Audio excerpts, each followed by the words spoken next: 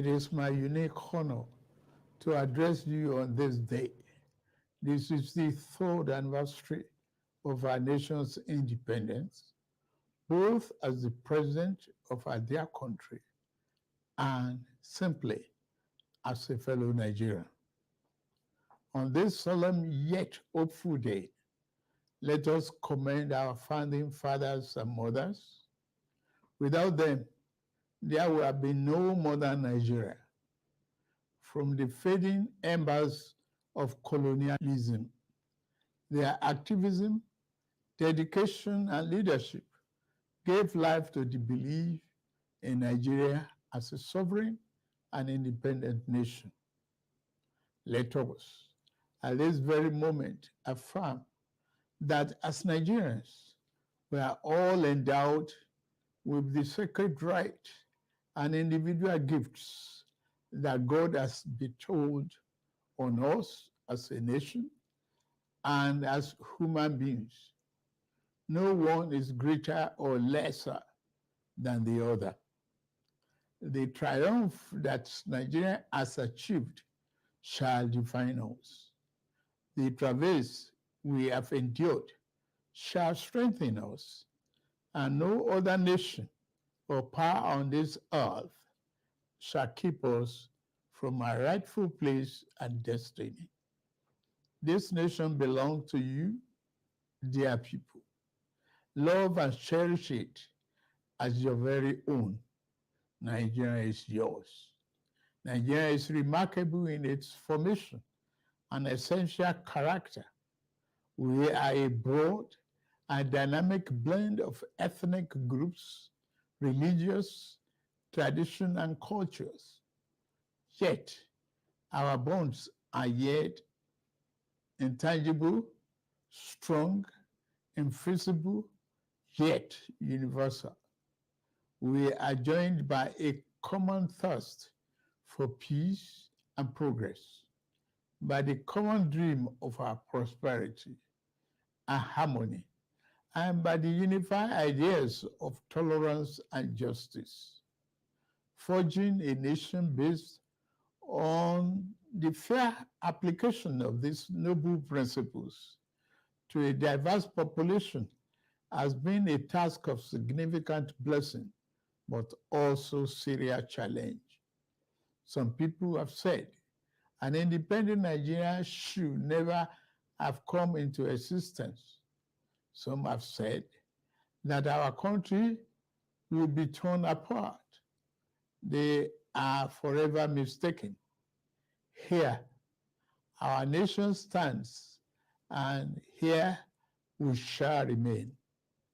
This year, we passed a significant milestone in our journey to a better Nigeria by democratically electing a seventh consecutive civilian government. Nigeria has proven that commitment to democracy and the rule of law remains our guiding light. At my inauguration, I made important promises about how I would govern this nation. Among those promises were pledges to reshape and modernize our economy and to secure the lives, liberty, and property of the people. I said that bold reforms were necessary to place our nation on the path of prosperity and growth. On that occasion, I announced the end of the fuel subsidy. I am attuned to the hardship that have come. I have a heart that feels and eyes that see. I wish to explain to you why we must endure this trying moment. Those who sought to perpetuate the fuel subsidy and broken foreign exchange policies are people who will build their family mansion in the middle of a swamp. I am different. I'm not a man to erect our national home on a foundation of mud. To endure, our home must be constructed on safe and pleasant ground. Reform may be painful, but it is what greatness and the future require. We now carry the cost of reaching a future Nigeria where the abundance and fruit of the nation are fairly shared among all, not hoarded by a select and greedy few. A Nigeria where hunger, poverty, and hardship are pushed into the shadows and ever-fading past. There is no joy in seeing the people of this nation shoulder burdens that should have been shared years ago. I wish today's difficulties did not exist, but we must endure if we have to reach the good side of our future. My government is doing all that it can do to ease the load. I will now outline the path we are taking to relieve the stress on our families and households. We have embarked on a several sector reform to stabilize the economy, direct fiscal and monetary policy to fight inflation, encourage production, ensure the security of lives and property, and lend more support to the poor and the vulnerable.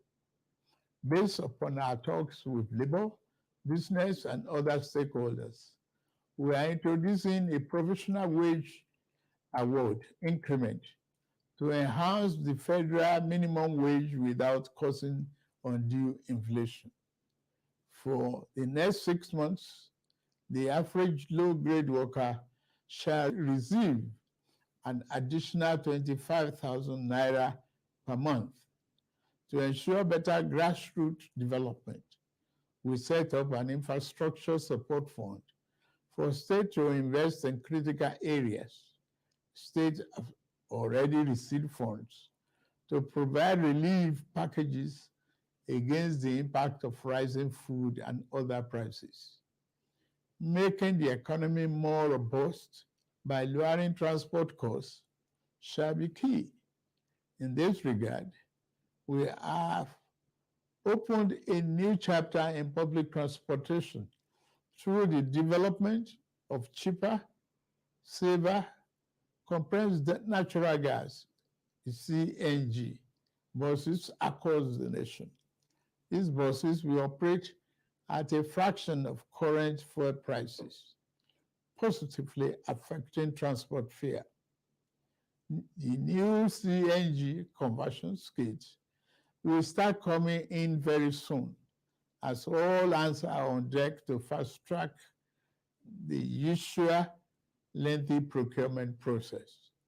We are also setting up training facilities and workshops across the nation to train and provide new opportunities for the transport operators and entrepreneurs.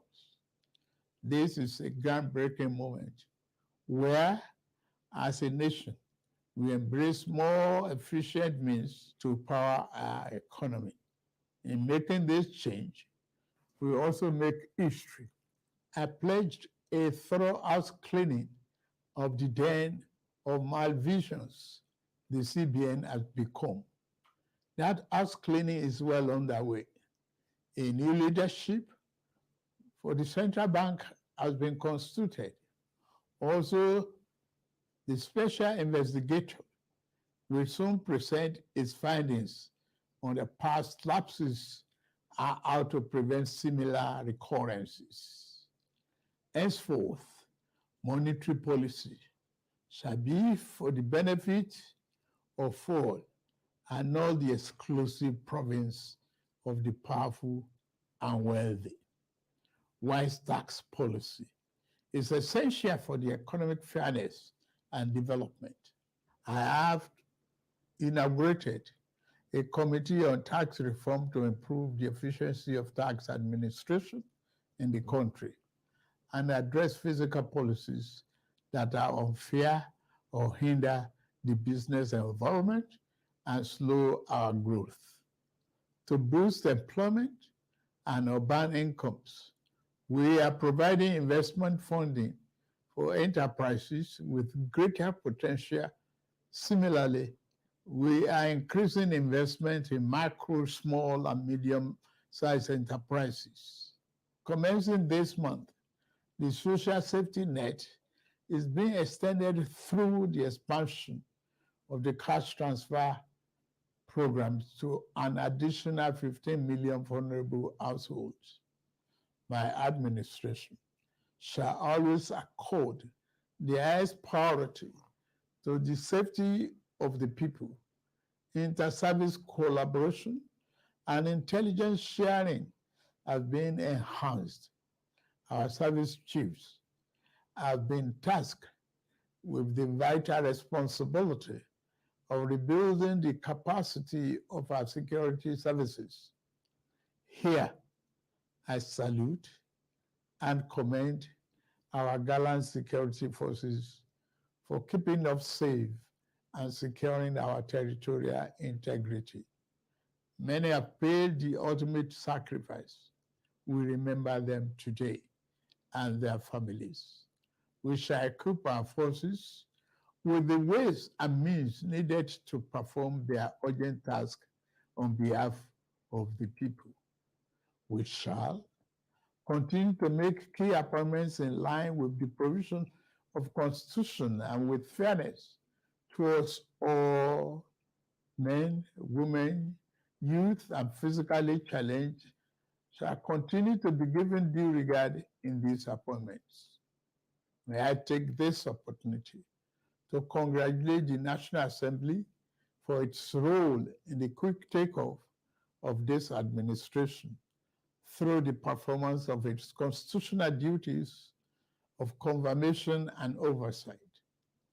I similarly congratulate the judiciary as a pillar of democracy and fairness. I also thank members of our dynamic civil society organizations and labor unions for their dedication to Nigerian democracy. We may not always agree, but I value your advice and recommendations. You are my brothers and sisters, and you have my due respect. Fellow compatriots, the journey ahead will not be navigated by the fear or hatred. We can only achieve our better Nigeria through courage, compassion, commitment as one indivisible unit. I promise that I shall remain committed and serve faithfully. I also invite all to join this enterprise to make our beloved nation into its better self. We can do it. We must do it. We shall do it. I wish you all a happy 63rd Independence Anniversary. Thank you very much for listening. May God bless the Federal Republic of Nigeria and bless all of you.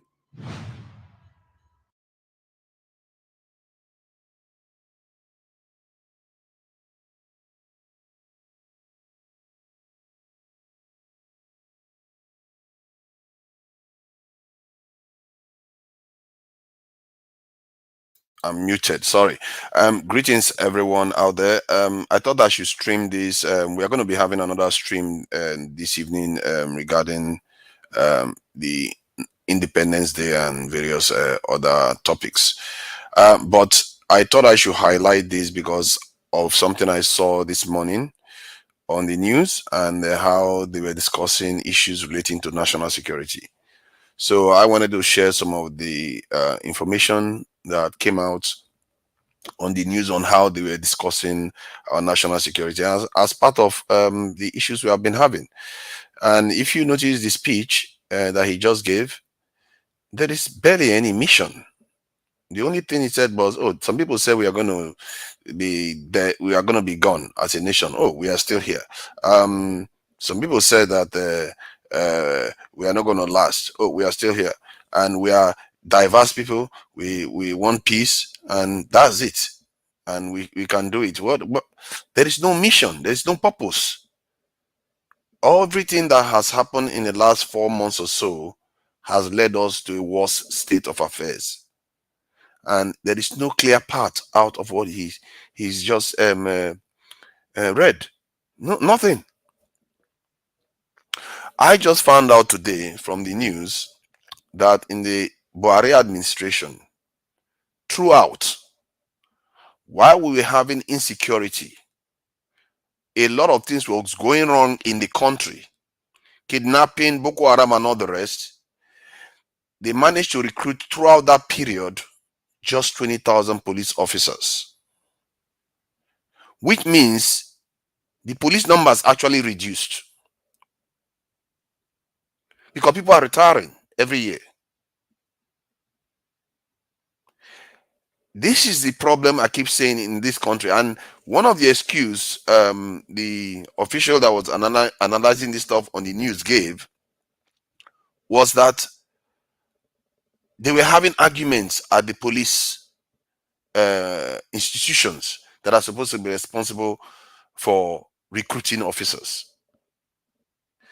In a situation where terrorists and bandits, kidnappers, separatists, there's chaos everywhere, they are having arguments about how to recruit people. That's the country we are living in, where some of these elites, I don't know whether they even know what they are doing or whether they're just deliberately pretending as if they are doing something. For 8 solid years, they were supposed to be recruiting 10,000 every year, which I suspect about 7,000-8,000 retires every year, which is not a lot of addition.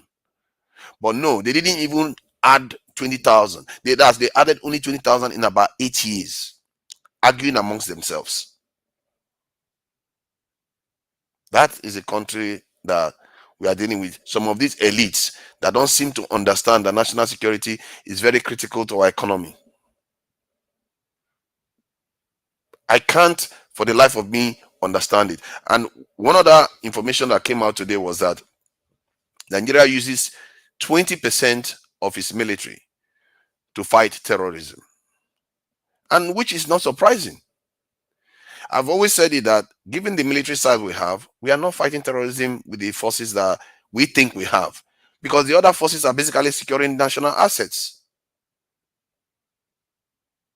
They are securing Rivers State, they are securing Delta State, they are securing Lagos, they are securing Abuja, they are trying to secure Kaduna, Kanu. Those areas are critical to the nation. Somebody has to protect them. By the time all those places get protection, what else is remaining? What else is remaining? Only 20%. And then somebody will call police in a remote village to come and respond to attack. Call police or the military to come and respond to attacks in their village. How is it supposed to be there? They don't have the people all over the country. And somehow, these experts that come on TV to tell us what we need, they don't tell us to recruit more. They don't tell us that our police, our customs, our all the security infrastructure is not fit for purpose. They don't tell us. I will share some of the videos of what we are dealing with here. Let me go to one of the last ones. This is a security expert that was being he was discussing the issues Nigeria was facing. Here is what he talked about the Nigerian police. They are not necessarily police officers, but they will contribute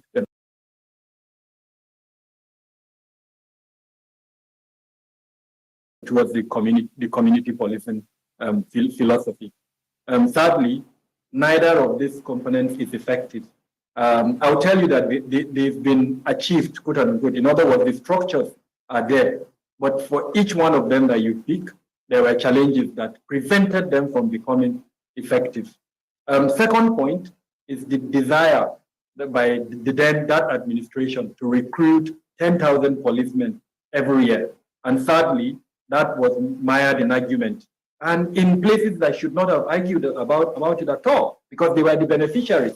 So it was the police service, the PSC, the Police Service Commission, and the Office of the Inspector General of Police that were argued over who should recruit these 10,000 police personnel. And thirdly, over the life of the administration, I think only 20,000 were recruited. Even the 20,000, as far as I know, up to a point, their salaries were not being paid because of this argument. Good news is that it seems we've put that argument behind us. Yeah, the 20,000 that was even recruited, some of them, their salary was not even being paid. What is wrong with these people? They are running us to the ground. You are not paying salaries in a country where there is massive insecurity. You barely recruiting, and the ones you recruited, you are not paying salaries. What is wrong with our elites? This problem is always coming from the top, and somebody will start from junior rank and make it to the top and do the same thing. This same man, they go and put him in that position, he will go and repeat the same thing.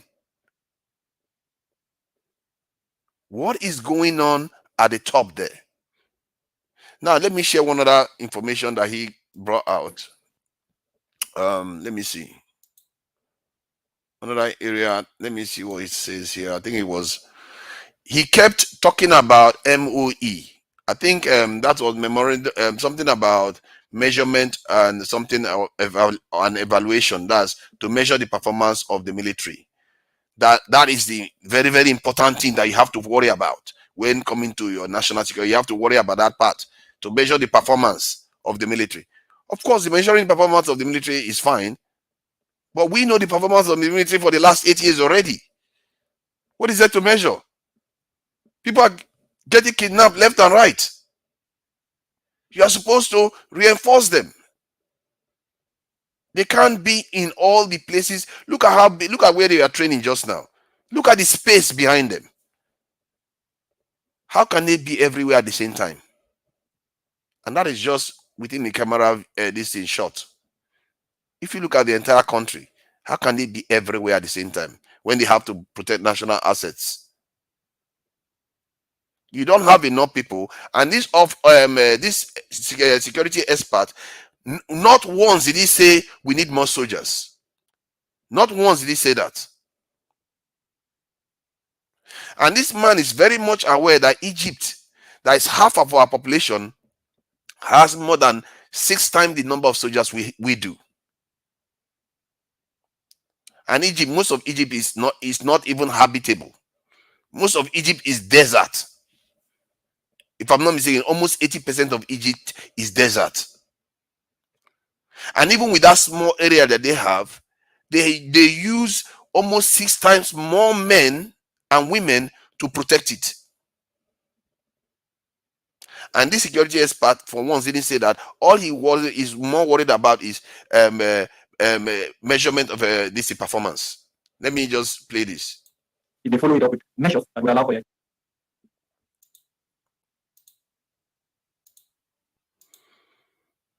achievement of that dedication. And I've identified some of the ways to go about doing that. Let's come back from this over-concentration of the military effort. The military is important, but we should. Did you hear him say that?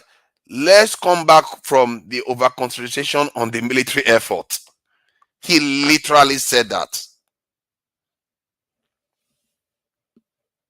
Should look at security from the entire prism of what modern security is, which is human security.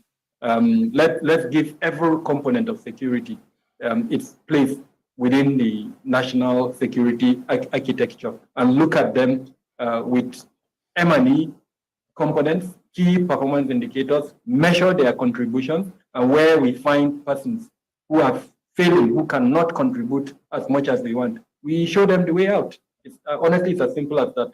Indeed. And so did you hear him? He said we should look for M&E measurement and evaluation, and the ones that are not performing, he kick them out. He never talked about recruitment. He's worried more about kicking people out. This is why our country is messed up. And if this man calls himself a security expert, God help us. His whole focus is, let's measure performance. Let's not focus on military action. Who is going to respond to people when they are being attacked in villages? You want to send police there at night? Who is going to go to those forests? This is our security experts. These people are what I will call gatekeepers, because I refuse to believe that this man doesn't know what he's saying. I simply refuse. If he's an expert, he must have gone to maybe even part of the military ones or some part of the security infrastructure. He's highly educated. There is no way he doesn't know that the most decisive aspect of any military in this world is the number you can deploy to restore security in any nation. And yet he's telling us, let's not focus on the military side of things, and let's just focus on the areas that let's measure M and E. And he goes on to repeat that M and E as if that's the most important thing. Then look for a way to fire people. How many people can you fire at a time? How about recruitment? None of them have spoken about recruitment. And the worst of it is that this is something that the government promised the people during election. They promised us they were going to increase the size of the military. They were going to increase security. They have not done anything. Now, even in Abuja, they are attacking people in Abuja. They are actually attacking. That lady that lost her life at the hospital, she was attacked in Abuja. They said the way terrorists are, those people are behaving now, they will kidnap people and they will start driving around Abuja. And now they have a POE or POS, what they call it. They have those POS devices, and the person they kidnap, they will tell the family member to pay money into those people, that person's account. Then they will use the POS device to withdraw it, and they will be driving around Abuja. They don't have any location, so you can't track them. And he's saying that we should rein it in and worry about performance index, when he should be locking everywhere down and ensuring that people are not getting thrown out of the car. And it's not only one incident, there are multiple incidents that has occurred recently with this type of kidnapping. Now, this is in Abuja, not village anymore. This kind of problem, they leave it to become worse and worse. Now, the people that are supposed to be protecting the presidency, that are supposed to be protecting our national institutions, they may have to respond to this type of threat that is growing now. Because these people want us to go to sleep. They don't want our country to be protected. How can you have 200 million people and you recruit 10? They ask you to recruit 10,000 every year, and you act as if that is too much. Over 8 years, you managed to recruit 20,000, and half of them you barely pay them. What kind of people are these? There are very rare cases they bring security experts on TV to talk about national security that they actually recommend any positive thing. And this man, oh my God, this man, he actually said that he works with businesses that want to invest in Nigeria. That he advises them how to mitigate their risks in terms of security in Nigeria. He went on to say people spend so much money on securing themselves that it will be more efficient for them to secure the nation. So he knows these things. But yet he says, let's worry about firing people. Let's worry about this in measuring M and E. Nothing about recruitment at all. That's my fear. That these people, if these are the kind of people the president is listening to, our security situation is not going to improve. throughout. If Tinubu even lasts 8 years, even if they give him 16 years, it's not going to end. It's only going to get worse. That is a fact. Because security situation never improves until you respond to them appropriately, and which involves overwhelming force. That is how it improves. That is when people will start surrendering properly and say, you know what, we don't want to go into the business of security anymore. And besides, while you are busy recruiting into the military and the security forces, you are taking potential bandits out of the streets. You are increasing investment. Now, all the people that have to consult him, I guess he has a conflict of interest because people have to consult him to get security advice. But if the country is very safe, why would they need him? So it's a conflict of interest on his side. They will not need him to advise them on how to be safe in Nigeria if Nigeria was safe. And this same person is the one they are brought on TV to talk about Nigeria security. Isn't that a conflict of interest? That is how he makes money. He would rather the security remains as bad as it is, because it's not in his interest for Nigeria to be secure. It may be in his interest as a human being, but as a business person, it's not in his interest. It's not going to make money from it. That's what they call a conflict of interest. I don't even understand why they even brought him to talk about it. You can't bring somebody that has a conflict of interest to come and talk about national security. You bring patriots, people that have lost people that understand the pain of the people that have lost people due to insecurity. Those are the kind of people you want to talk to. Not people that are making money from the fact that the country is insecure. Let me see if I can play one other thing he said. Because he said a lot of things, and most of them seem to be hinging on just don't do a lot. Don't bother doing a lot of stuff. It's been proven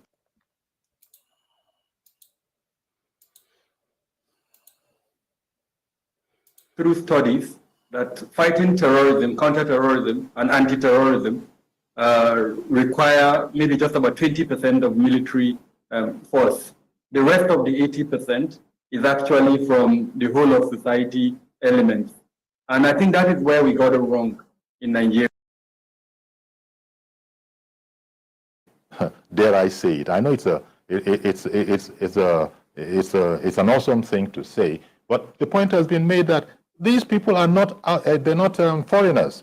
These people that we're fighting against, that we're struggling with, are actually Nigerian nationals. And so many people that look at the resources that you just cited, the tremendous resources that was devoted, that had been devoted to, our military by the previous regime, and we haven't made as much headway as we would think.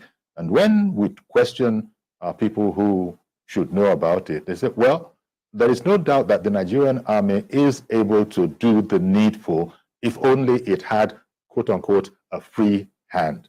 So this has always been a problem where it would appear that, is it diplomacy, is it politics, is it something else that has to be considered alongside all the scientific aspects of counterterrorism that our men in uniform have to adopt. The fact that they cannot have a zero tolerance for an outlaw and, quote unquote, take him out if necessary.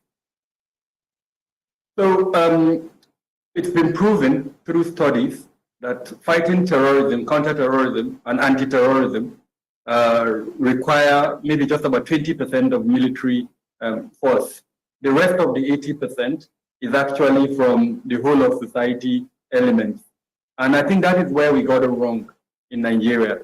We attempted to correct that through introducing several elements of our counterterrorism strategy. So if you pick up the Terrorism Prevention Act, you discover as an example that we have a sanctions list And Uncle Yuri, I urge you, it's an available document online. You go online and check who, what, and who are in that sanctions list. Now, the purpose of that sanctions list, it's an international platform that allows for collaboration in supporting counterterrorism efforts.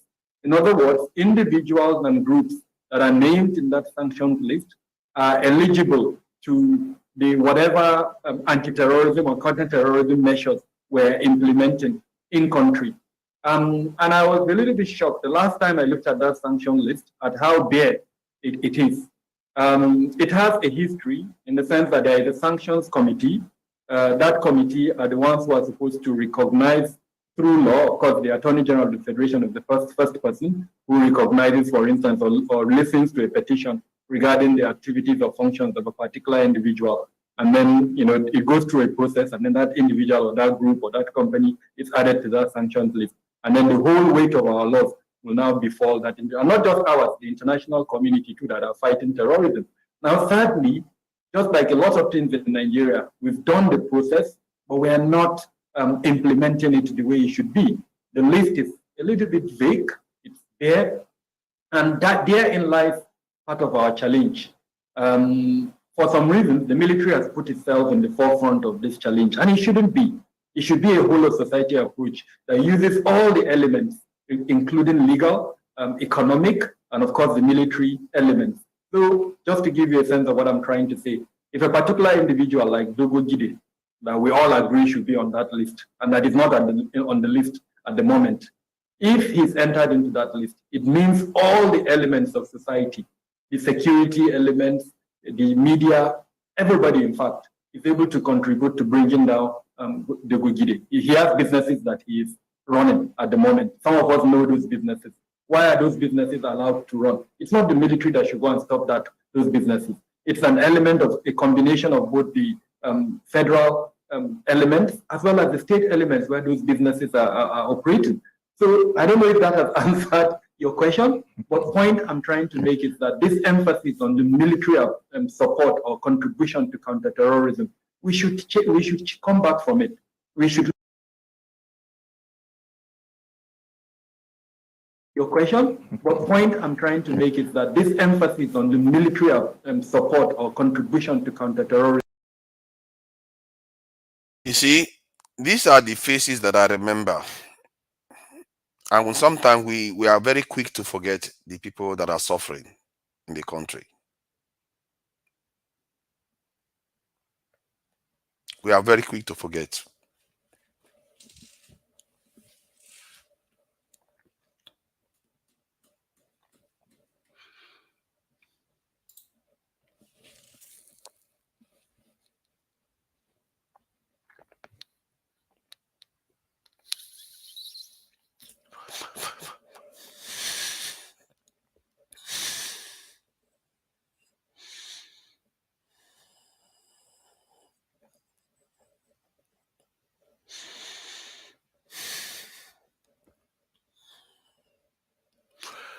We are too quick to forget.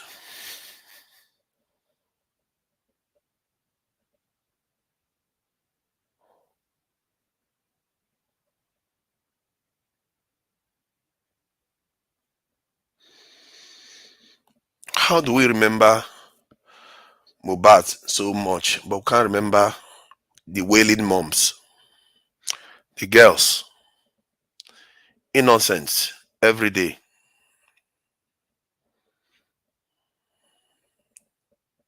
Every day. I don't understand it.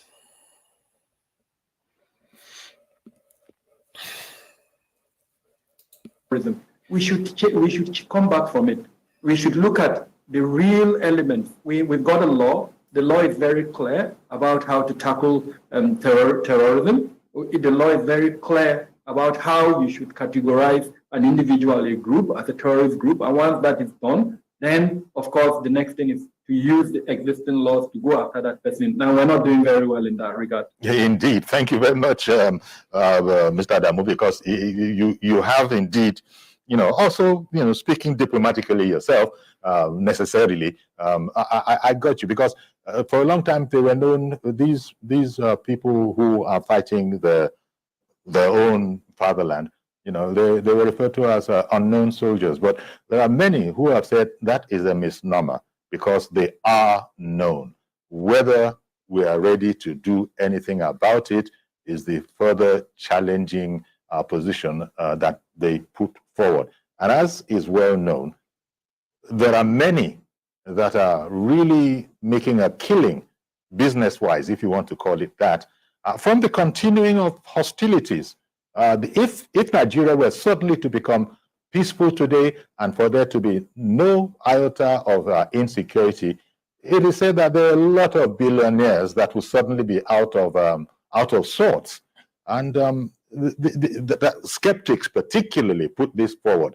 Now, it might well be that they are, you know, overstating the simplicity of the case, but very much as we know when it goes to the other side of town, which is this vexed subsidy, fuel subsidy, the same argument is in there, that if it was to be doable, relatively easily doable, there are a lot of billionaires, you know, not millionaires, billionaires, that will suddenly be out of sorts. And so these people, reportedly, are doing all that they can to prevent it. So when you go to security, perhaps it's understandable why there would be a power bloc that is not exactly happy that everything that is not happy for the whole security apparatus to be in conformity with what can be put down on paper, for instance, in terms of the figures that you the amount of investment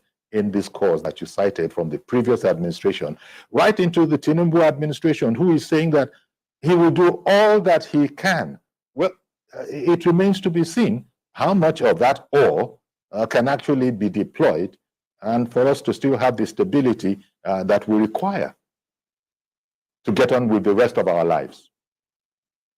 Yeah, and I mean, the truth of it is it's a matter of, so I learned something from the Europeans. They talk about trust is good, but control is better. In other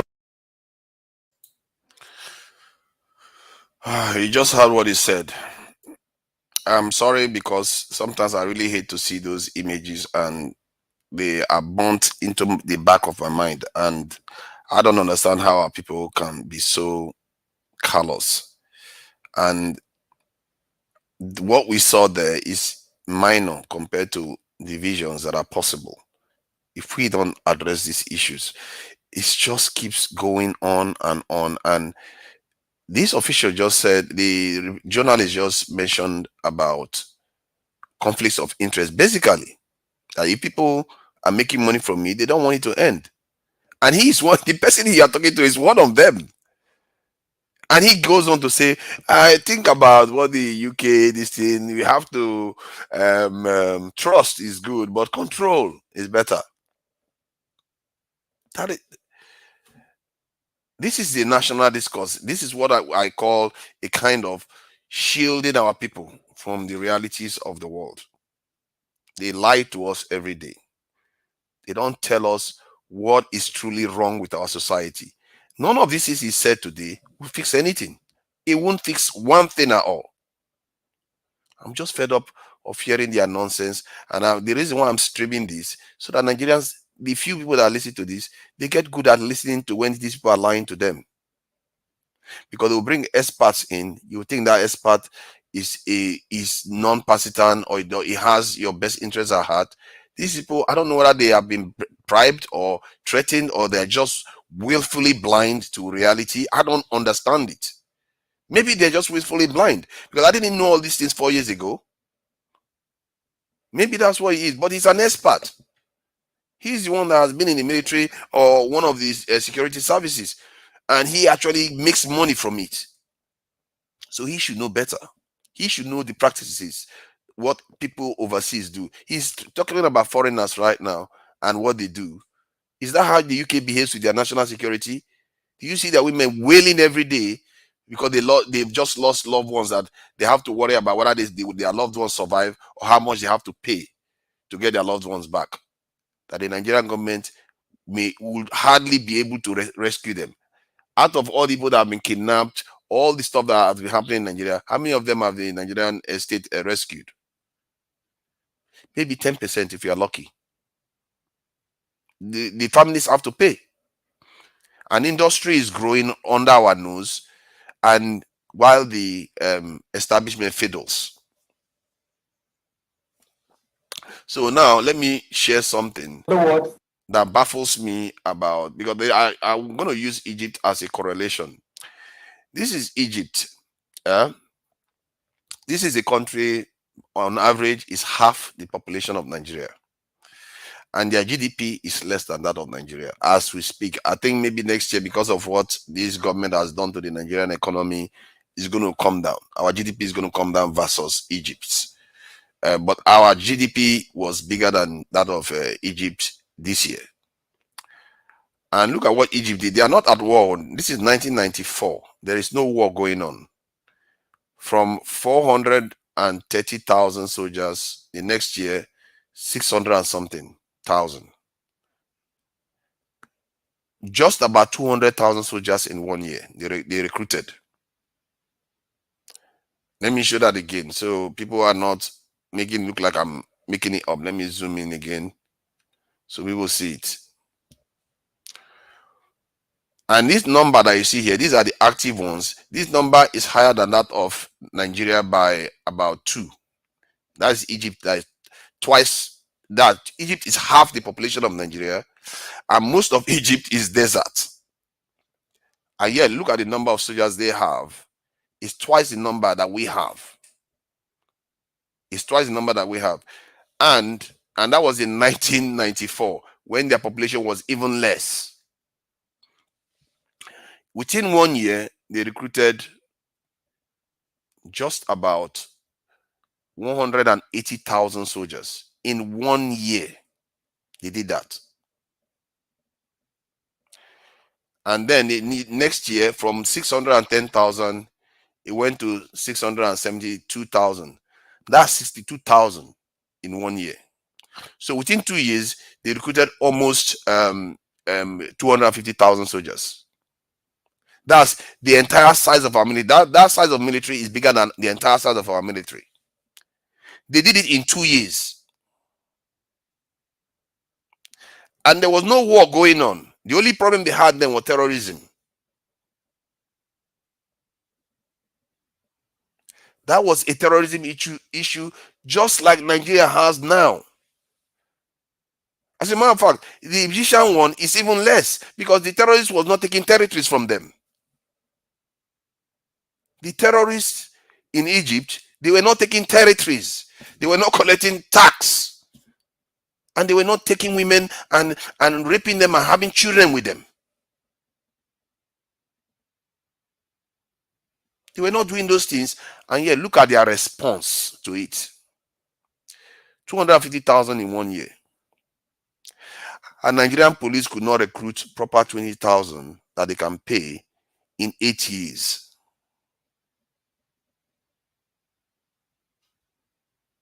And we wonder why our nation is as it is.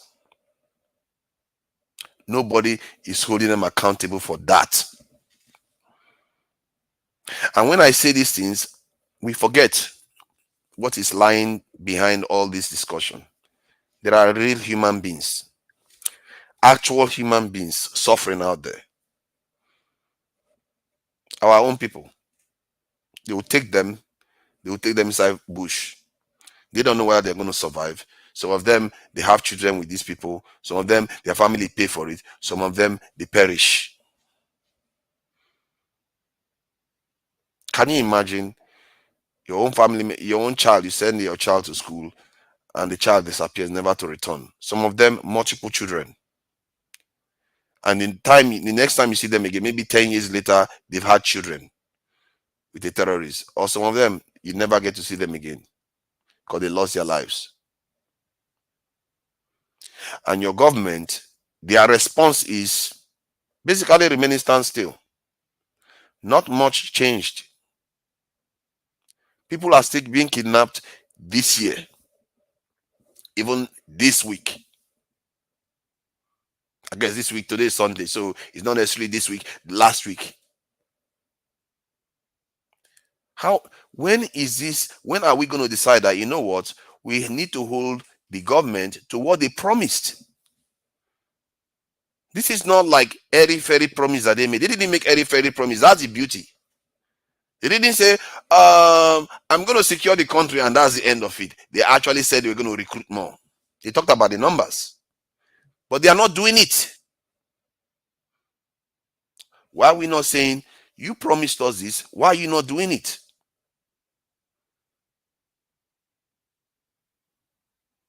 Why are you not securing the country so that our people can feel free in their own country? I think one of these days I'm going to make a more comprehensive stream about this, so that people have an overview and see the victims. Because I think when I talk about these things, sometimes it's based on sterile numbers. People don't necessarily see the people that are suffering because of the lack of action on this security. So that when I'm talking, people see the victims too. And you wonder why our own leaders, we watch their own people suffering like this, and you just fold your hands as if nothing has just happened. As a matter of fact, it just occurred to me today that if Niger, Mali, and Burkina Faso was able to form a defense pact, they were able to have a defense pact, and they managed to kick the French out.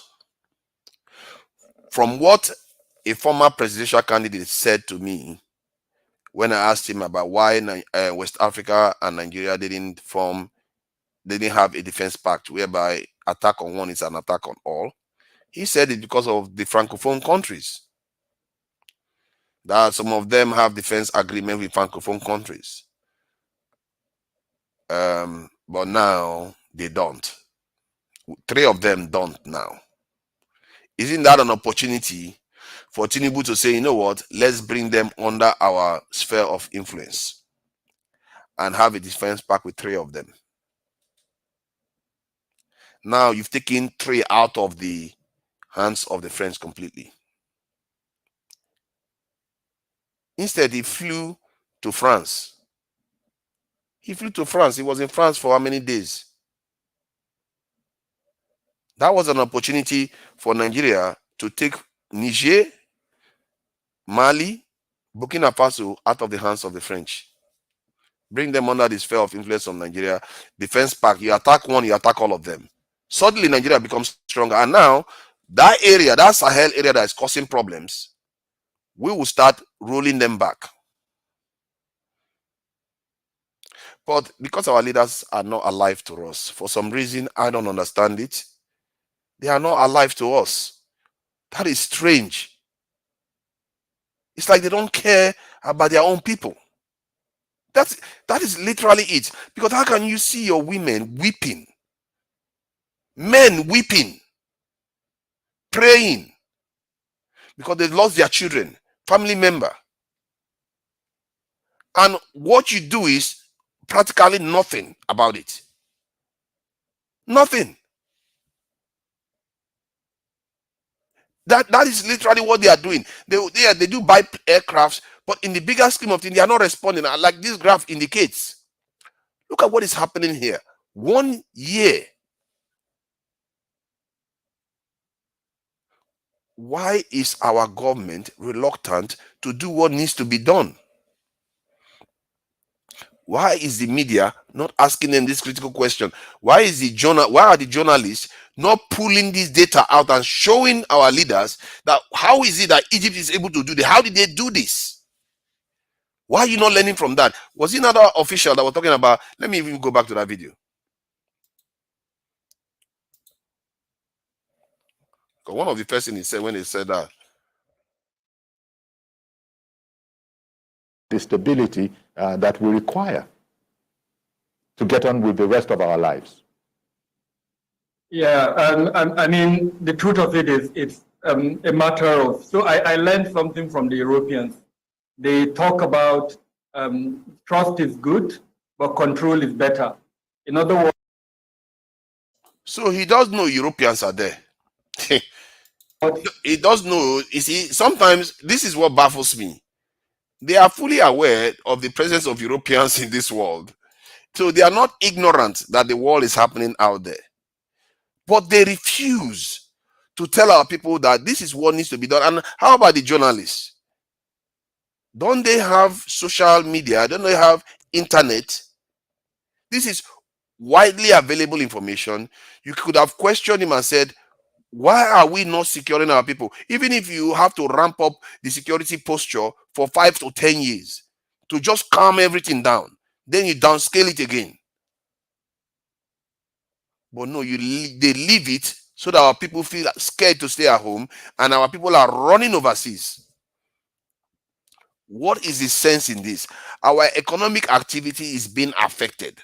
Our GDP is reduced because of insecurity. They know these numbers. And the journalists don't say, hey, you can't come here and give me that BS. That you have to explain to us, how is it that you allow our GDP to be depressed by about 10%, which is equivalent of about 50 billion US dollars? For what purpose? And then our people are suffering on top of it. How does that even make sense? How can you come here and waffle to me and give me platitudes of M&E, measurement and evaluation, as if you are doing some kind of laboratory experiment? These are human lives. And how long do you want to do M&E? We've been doing it for how many decades? Going to 2 decades now. And this is what other nations can be able to pull off. This is a nation that is poorer than Nigeria. That is actually, they don't have a lot of natural resources. So Egypt doesn't have a lot of natural resources. The only major thing they have is their pyramids and tourism. They don't have a lot of stuff. Most of the country is desert. It's astounding how the journalists, they are one of the people that are causing the problems. They are one of the people that are causing the problem because they too are not holding the leaders accountable. You don't even have to do too much research. You can just sit in your office and look at all the information. And whenever any of your leaders come, you say, why is this not being done? Why? Oh, you've been doing this for how many years now? Why are you not fixing this thing? Why are our people still insecure? Why are our people running overseas? Why are the ones overseas not coming back? Why are you not making the country secure for them to come back? And you say you want to grow our economy. How are you going to grow our economy? Nobody will come to this country. I won't invest in a country that has such insecurity. If I wasn't a Nigerian, I wouldn't do anything in Nigeria. Why would I want to invest in Nigeria? If I had let's say I wasn't a Nigerian citizen, I will never invest in Nigeria. I will never. Because it's very unsafe. You can't be sure of what happens today or tomorrow. Some days, there are times when even there was a period during Buhari's regime, government, when we were worried that the country was about to implode, because they were talking about Boko Haram has made it to Abuja. They are advancing south. People were worried about that. Especially one of the times when they said that they attacked the presidential this in vehicles or a kind of motorcade. People were worried. Yeah, they choose to do nothing. I'm just going to keep this brief because I just wanted to air this information that I saw today, and I felt like the speech the president gave, oh God, I can't even believe how empty it is. It's so empty. There is nothing there. How did Nigerians allow this to happen?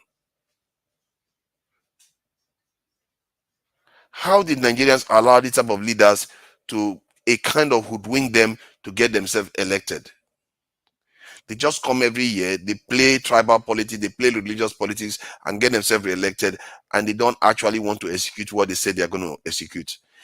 Even the security expert admitted, he actually admitted it, that President Tinubu said he was going to implement certain security policies. Now he has not even done any of them. All he keeps talking about is synergy. I'll buy a few, I'll buy helicopters here. And the helicopters he's talking about is mundane. See, Nigeria, let me search this. Let me search this so that people can see for themselves. How many F-16 jet fighters does Nigeria?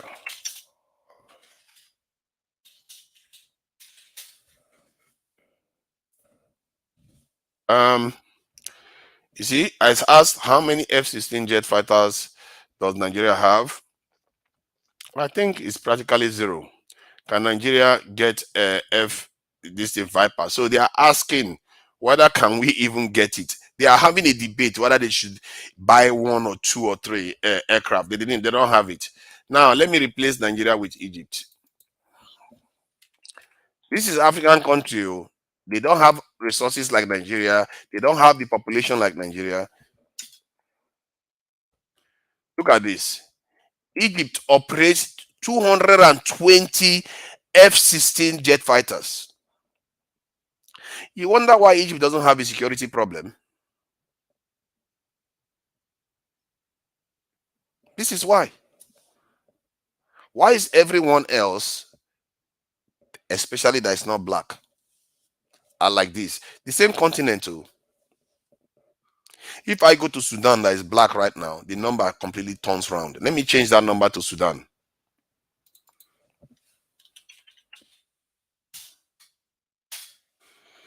Oh, I see.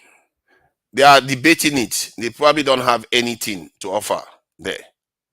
In F-16, nothing about F-16 in Sudan. Sudan is a black country. Egypt is a kind of lighter skin Arab country that is right next door to Sudan. You have to ask yourself, is this a black horse or something happened to us? You just have to check it and you see how astounding and how precise the differences are. And for me, this is concerning that nobody is raising alarm about our state in this world and our place in this world. It doesn't make sense. Look at Egypt, next door to Sudan. And Sudan, you can probably count their aircraft that they have with 2 hands maybe. You can probably do that. Next door to, and the same thing with Mali. If I show you the country Mali borders, and I don't even want to go there. Let me just let me see. I think this Algeria may not use this in F-16s. I think because they don't. I'm not sure they are like Americans so much. But let me see. Yeah, Algeria doesn't do that. They use this MiGs. And MiGs are some of the best aircraft that the Russians have got, if I'm not mistaken. I think they use this MiGs. And but if you want to tell the difference between them and the black country that they border, that's sub-Saharan African country that they border, if you want to put it like that. Let's say Algeria.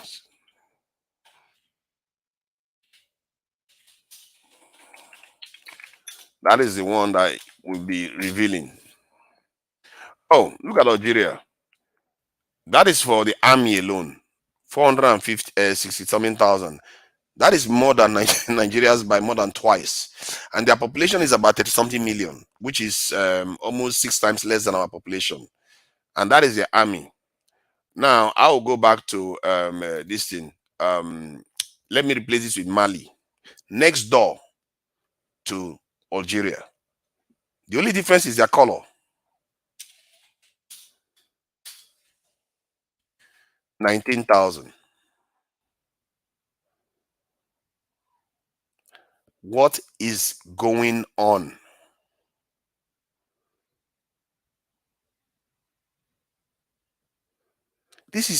Nigeria is just a reflection of what is happening everywhere in sub-Saharan Africa.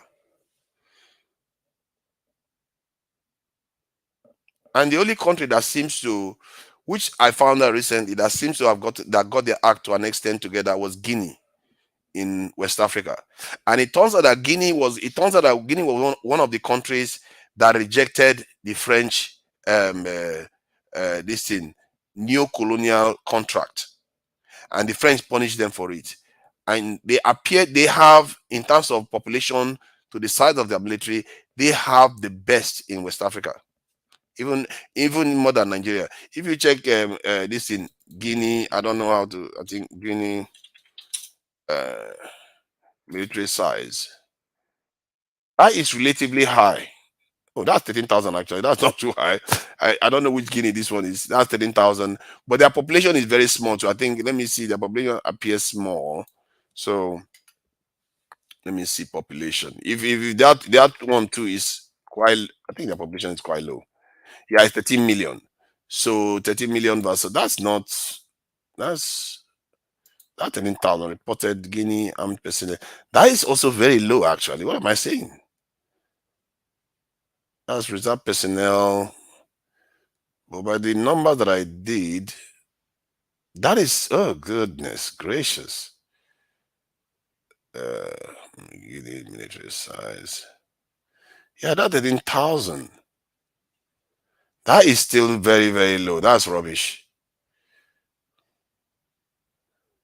Burkina Faso get them. What do you mean Burkina Faso? Burkina Faso doesn't have, where did Burkina Faso get their one? Did they steal it? Where did they get that one from? I guess maybe the French, I don't know, man. The French is not going to give it to them. Because the French, I don't think they even use F-16. They have their own kind of aircraft. The French were basically guaranteeing the security of many Francophone countries.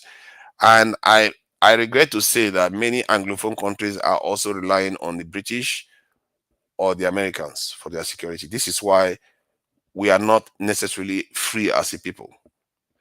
It's not, and what makes it worse is that it's not even like Japan that has an actual defense pact with America, or South Korea, or Taiwan.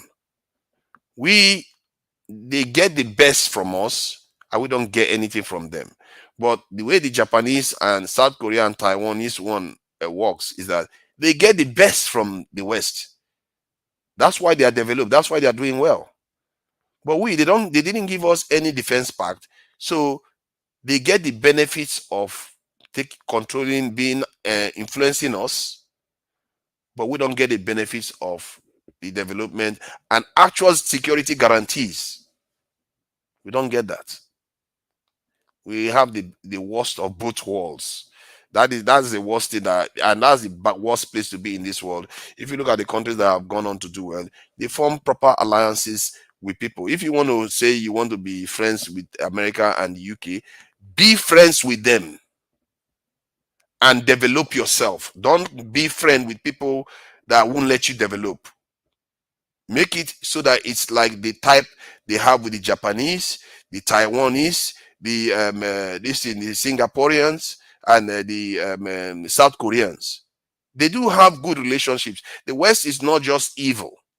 They do have, it's up to our leaders to decide whether they want good relationships with them that is going to benefit us. Because those countries, they are developed.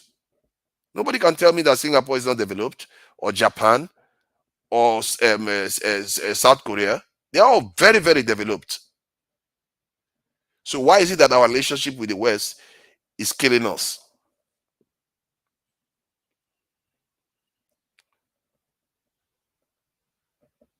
That is a problem that I have with the way our leaders are approaching everything.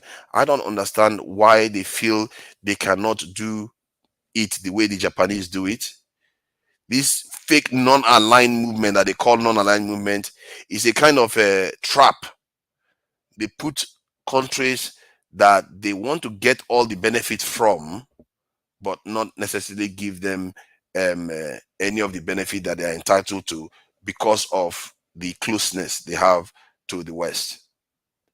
Because they say non-aligned. India is non-aligned, but they get the benefits. If I'm not mistaken, Brazil is non-aligned. They have defense pact with America. Many of the so-called non-aligned countries have defense agreements with them. So why is it that our own non-alignment is always for poverty?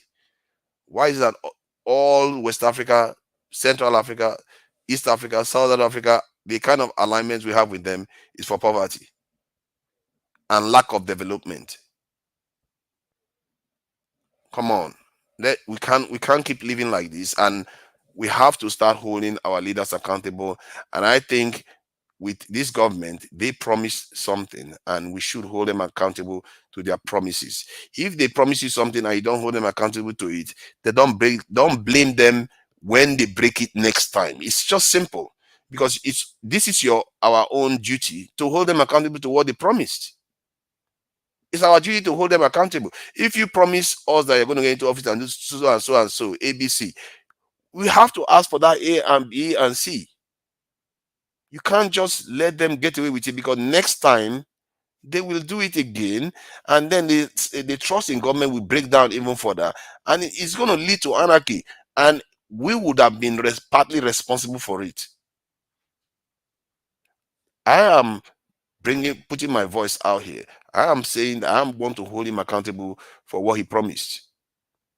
If Tinubu goes on to do what he promised, especially on security, for me, all sins are forgiven. I don't care. I don't want to see our women wailing because their children have been taken away from them. I don't want to see our villages where people are supposed to be living tranquil lives, unprotected, and a whole village get wiped out. I don't want to see our country where people live in IDP camps. IDP camps is not where our people should be living. They have a right to be living where they have buried their ancestors for centuries and maybe millennia. They have a right to live there. And many of them, millions of Nigerians, have been displaced from where they buried their ancestors. And we don't understand the importance of these things. And we just accepted that. And now some people go to the UN and take handouts to pretend as if they are helping people in IDP camps. Nigeria becomes a country that just takes handouts from people, have it, and some of them take the money, share it, and others go and give to the few people that gets the money in the IDP camps, and the cycle repeats itself. Instead of ending the cycle, they are perpetuating it.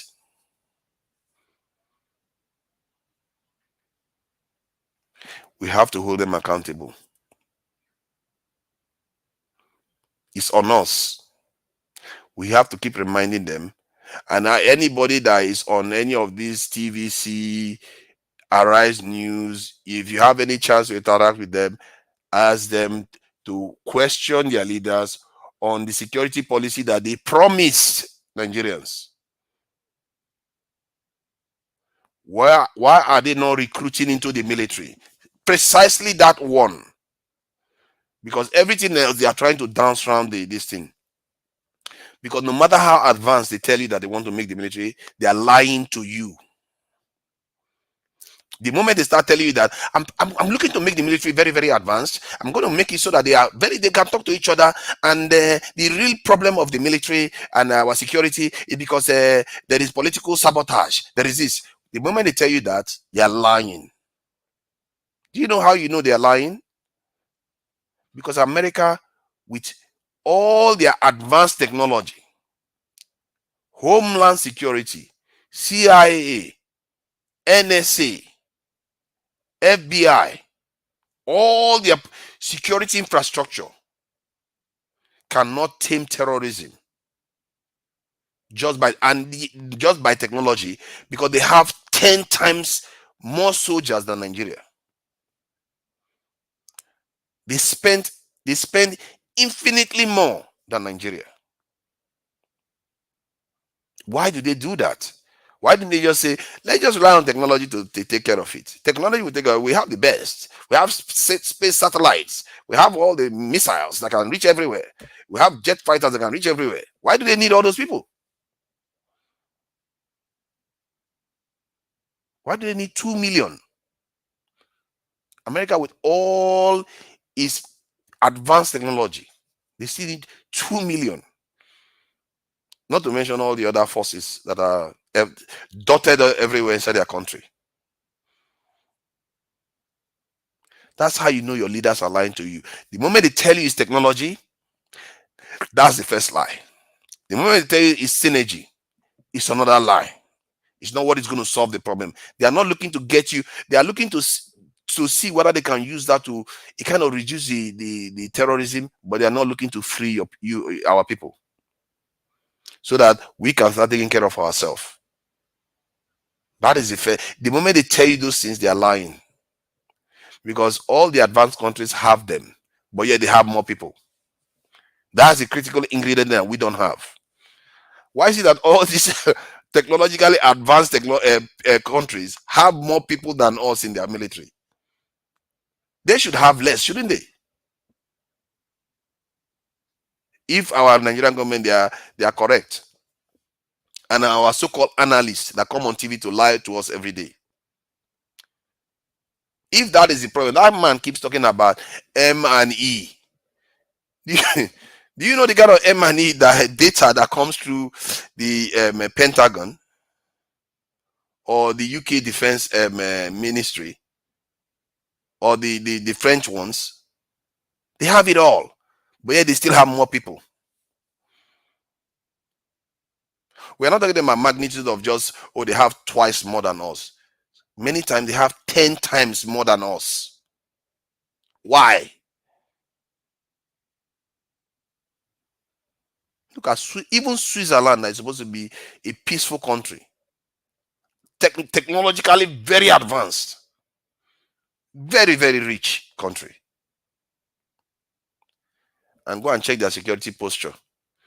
You would think they are crazy, like they are mad, because they are so paranoid about their security too. Why is it our own leaders don't care about our security? They watch out. It's like they don't have any heart at all. They watch the women just cry every day. They watch our people die at the doorstep of a hospital.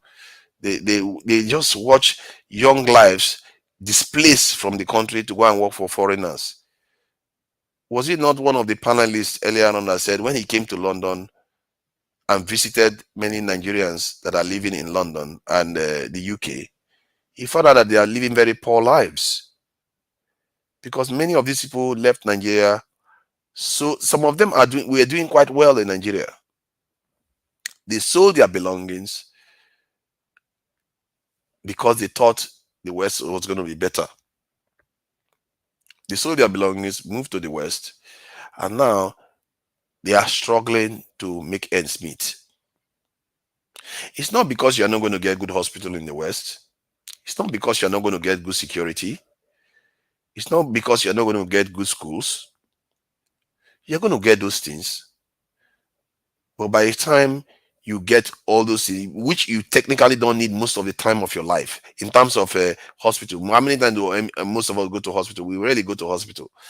In reality, most human beings don't go to hospital all the time. They don't go to hospital all the time. Often maybe they might need headache medicine or malaria medicine here and there when you live in Nigeria. But they're not in hospital. Most people are not doing that. So the stuff that we go for, it's not even, we are not going to even use it most of the time, especially when you go to the West. You don't have malaria issues anymore. You're not going to use it. And you have to deposit about, from what I got, almost £5,000 to guarantee your treatment, because they have to make sure that you pay for your treatment when you go there. So you have to pay money down for treatment here. And then you walk and walk and walk. By the time you actually break even, maybe it's about 2 years. And all that period, you could have been building your own country. But what we did was you go and build other people's country, and our leaders are facilitating these things. They are not doing much to bring them back home. But that is story for another day. I just thought I should share this issue with the security, and I hope you people have picked up a few bits of information from what I've shared, and we should hold them accountable.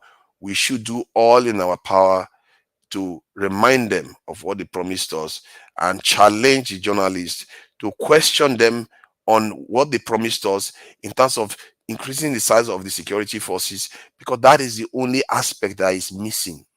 I keep saying it whenever I say something, because I've compared it with every other option, and I see that is the only gap there. That is the only one. You tell them, increase the size. Why are you scared of doing this? What is going on? Tell us why you refuse to do it.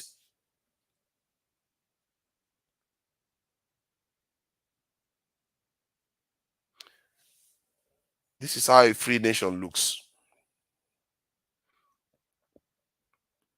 That's how a free nation looks. They respond to threats. And look at that, they started bringing it down because Egypt has been safe for the last 5-10 years. That's how a free nation behaves. And they can decide now, they can bring it further down if the security keeps improving. That's how a free nation behaves. You ramp it up, then you bring it down as you see fit, based on your environment. For me, it's a very simple standard. If our people, if let's say a 6-year-old, if you cannot, for me, the standard I said is that if you cannot trust a 6-year-old to go out in the middle of the night in Nigeria and feel safe, you have not arrived at your security level that is needed. At least, and I feel that our people deserve. If a 6-year-old cannot go in the middle, go out at night and feel safe, you've not arrived. There's still a lot of work to be done.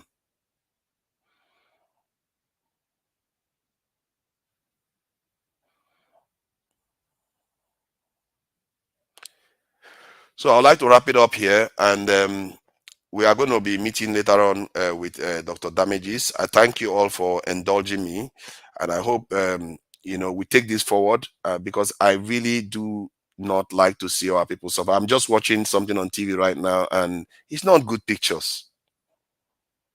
I really don't like to see it, and I'm sure none of you like to see it. The question is, what are you going to do to fix it? And now I've given you what you need to do. You have been given. Prayer is not going to solve this. Holding people accountable is what is going to solve it. Push the journalists. Push the leaders. Any way you can. Twitter, YouTube, face-to-face, town hall meeting. If you are in Nigeria, anywhere you meet them, what is going on? Ask them. And this is a peaceful way to change something. We don't have to necessarily have a revolution. This is a not hot revolution. This is a cool revolution. If you can do it, because it's almost armchair revolution when you think about it. Because the reason why I say it's possible, because I've been watching a TV program once when they opened a chat, and the journalist was talking to an official, and I pressed him on the security issue that the official was talking about, and I pressed him, and I noticed that he picked up on the question that I asked, and he asked the guy, and he asked the guest. When he asked the guest the question, the guest addressed it in a way that he agreed that they need to increase the size of the military, but the number was crazy. Again, they keep talking about 10,000 here and there. 10,000. We have 10,000 is tiring. You have your country on fire. You're talking about 10,000. 10,000 is not going to solve the problem. The country is too big for that. Nobody is challenging them. Some of you that have access to TV channels, go there and reveal this to the people and tell them everything else they are arguing about, Other countries already have them, but yet they have more soldiers than us. Why? If you want to argue about money, other countries have less resources than we do. They have less GDP than we do. Yet they do it. How? Answer the question. You are the one that is supposed to be in authority. Tell us how those countries are doing it. Do they have 5 heads that they have to cut off 4 of them to help pay their law enforcement officials? Challenge them and challenge them, because believe in me, that is a mercy. You don't want a situation whereby someday things get out of control. Is anarchy that results. I hate anarchy, because anarchy has gotten us to this mess that we are in. It's anarchy that is driving our people out of the country. It's anarchy is the reason why our economy is not developing. Nobody will come and invest. It's anarchy that is bringing poverty to us. That is the biggest enemy of development. Is the biggest single enemy of development, anarchy. So I would like to call it a day. Thank you all for indulging me, and till next time, bye.